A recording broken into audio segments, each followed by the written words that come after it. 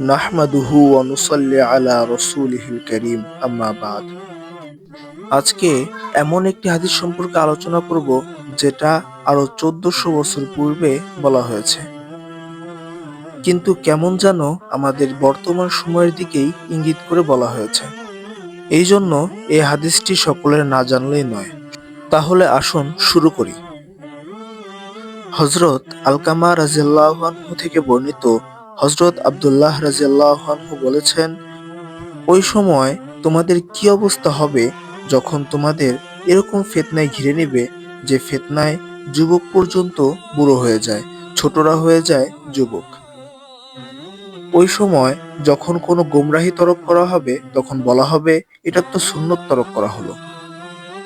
অতঃপর হযরত আব্দুল্লাহ ইবনে মাসউদ রাদিয়াল্লাহু আনহু এর ছাত্রগণ বললেন, ওই সময় কখন আসবে?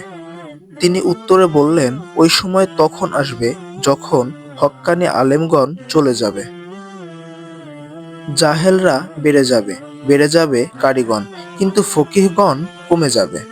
তখন নেতার ছড়াছড়ি হবে, কিন্তু আমানতদার নেতা খুব কমই হবে, এবং আখিরাতের আমল দ্বারা দুনিয়াকে তলব করা হবে, এবং মানুষ দ্বীনকে অর্জন করবে দুনিয়া অর্জনের উদ্দেশ্যে।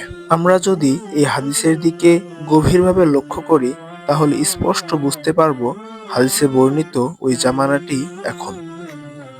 তাই আমাদেরকে আল্লাহ তাআলার কাছে বেশি বেশি ফিতনাহ থেকে হেফাজত থাকার দোয়া করতে হবে এবং আল্লাহ তাআলার কাছেই আশ্রয় চাইতে হবে।